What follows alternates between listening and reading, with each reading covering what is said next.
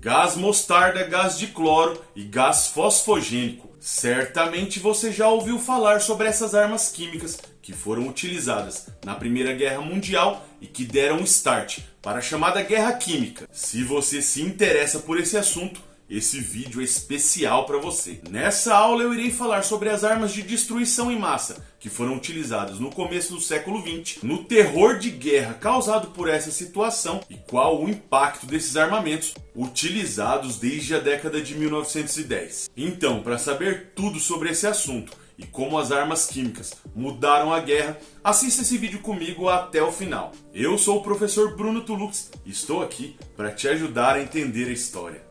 Durante a chamada Guerra Fria, o mundo vivia em constante tensão, dada a real possibilidade de início de uma terceira guerra mundial e da possibilidade de utilização de armas de destruição em massa. De fato, a corrida armamentista e a corrida espacial alimentaram ainda mais esse temor por uma guerra de proporções catastróficas durante a segunda metade do século XX. Porém, a utilização de armas cada vez mais poderosas e que levariam a consequências assombrosas aconteceu algumas décadas antes. E a nossa aula de hoje será justamente sobre esse assunto.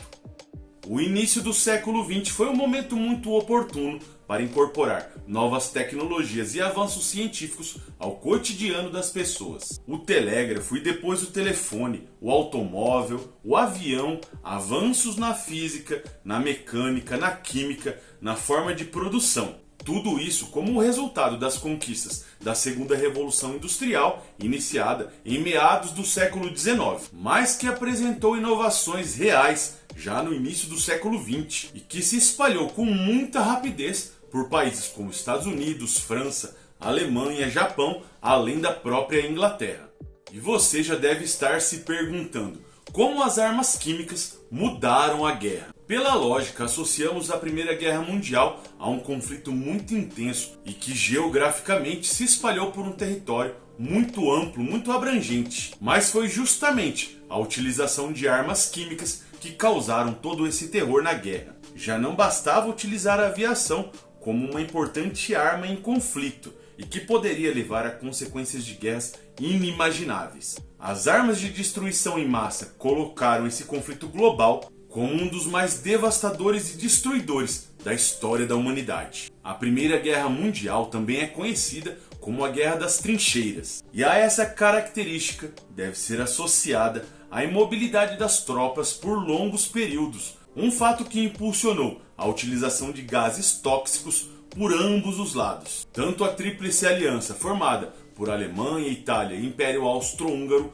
como a Tríplice Entente, composta por Reino Unido, França, Rússia e depois Estados Unidos. Ambos os lados lançaram imensas nuvens de fumaça tóxica em direção às trincheiras inimigas e que, sem muitas opções para fugir desses ataques, eram completamente envenenadas. A guerra, por sua natureza, já é um evento que promove intensas transformações, seja no campo político, econômico, social ou tecnológico. E desde meados do século XIX, os conflitos já se conectavam com avanços na composição de armas e estratégias e que apresentavam consequências únicas e transformadoras para a sociedade. Um dos maiores nomes da Guerra Civil Americana, o general do Exército da União, William Sherman, reconhecido por ser um grande estrategista militar, proferiu a seguinte frase: "War is hell". Essa expressão caracterizou muito bem o que é uma guerra, tanto para quem presencia quanto para quem participa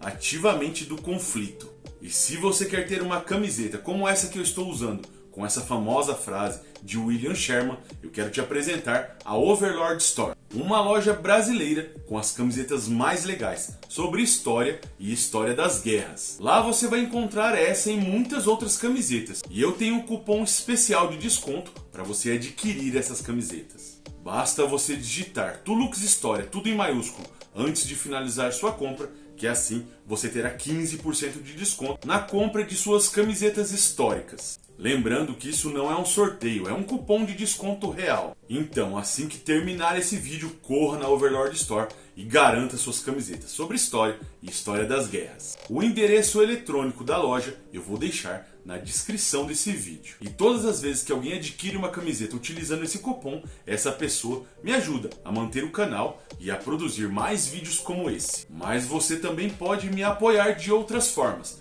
deixando um like, um comentário, recomendando esse vídeo para outras pessoas que também gostam desse assunto, pois assim você me ajuda no engajamento dessa aula. E se essa é a primeira vez que você assiste um vídeo aqui no canal, não deixe de se inscrever. Assim você passa a fazer parte dessa comunidade histórica e terá acesso a todos os conteúdos que eu posto aqui no canal. Agora vamos voltar para a explicação sobre a Guerra Química. Entre os gases tóxicos mais conhecidos e mais devastadores está o gás mostarda, que na verdade é o gás à base de hiperita, mas que recebeu esse nome devido ao aroma picante de mostarda assim que era inalado, mas também pela coloração amarelo mostarda da nuvem tóxica gerada pela sua alta volatilidade e que nem precisava ser inalado para começar a destruição. E os efeitos provocados por esse gás no corpo humano são imediatamente asfixia e ressecamento das vias respiratórias, mas que em poucos minutos progredia para a cegueira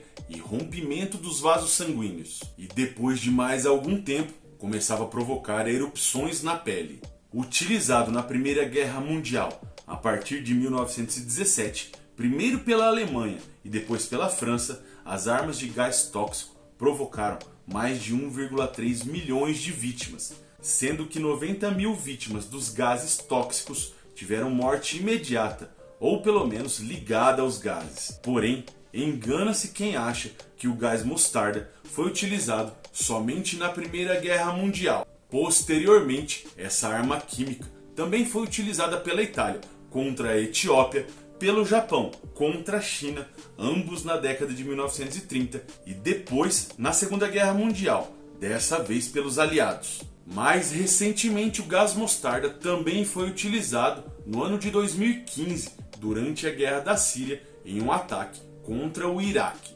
Já o gás de cloro, de cor amarela esverdeada, também é protagonista de um dos eventos da Primeira Guerra Mundial. Utilizado pela Tríplice Aliança em 22 de abril de 1915, esse gás foi lançado em uma quantidade absurda de cerca de 22 mil cilindros com 160 toneladas de gás contra os aliados em uma batalha de Ypres, na Bélgica. Essa ação ofensiva produziu imediatamente a morte de mais de 5 mil soldados em um intervalo de tempo de cerca de 5 minutos, sendo que mais 2 mil combatentes morreram nos dias seguintes por conta dos efeitos colaterais do gás de cloro, como asfixia, lesões e queimaduras na pele e nos olhos. E um detalhe sórdido, mas curioso, é que o cientista que colaborou na produção do gás de cloro, o alemão Fritz Haber, ganhou o Prêmio Nobel de Química no ano de 1918.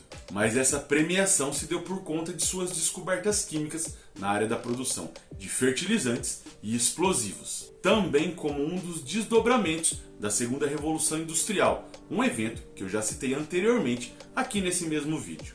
Ainda mais letal que o gás de cloro, o gás fosfogênio possuía uma ação prolongada de até 48 horas após sua detonação e causava uma profunda asfixia em quem o aspirava, provocando a morte de soldados aparentemente saudáveis horas depois da explosão. O gás fosfogênio, por suas características químicas, era mais fácil de ser manuseado e permitia ser lançado pela artilharia, tornando sua utilização ainda mais frequente no fronte de guerra, mesmo em dias de temperatura mais amena. E todas essas características fizeram a Primeira Guerra Mundial ser reconhecida como a primeira guerra química da história. Por conta da utilização de armas químicas, algumas das imagens mais impactantes da Primeira Guerra Mundial são justamente aquelas em que soldados utilizam máscaras de gás, feitas de pano e borracha. Mas apesar de proteger o soldado contra a inalação de gases tóxicos, essas máscaras limitavam a movimentação e o campo de visão dos soldados, tornando os alvos mais expostos contra ataques da artilharia inimiga, aumentando ainda mais a mortandade nesse conflito. Atualmente, a utilização das armas químicas é vetada e proibida pela ONU desde meados do século XX. Mas como a história nos mostra, a utilização dessas armas de destruição em massa, infelizmente, ainda é uma triste realidade. Vamos torcer para que essas armas nunca mais sejam utilizadas, já que as consequências de uma guerra química são devastadoras. E se você gostou desse vídeo e entendeu como as armas químicas mudaram a história, eu quero te recomendar assistir um outro vídeo, esse que fala sobre a participação da Força Aérea Brasileira na Segunda Guerra Mundial. Te espero nesse e em outros vídeos aqui no canal. Se você chegou até aqui, muito obrigado, sinal que você gostou dessa aula. Então é isso, vou ficando por aqui e te espero em uma próxima oportunidade para falar mais sobre história. Valeu e tchau, tchau!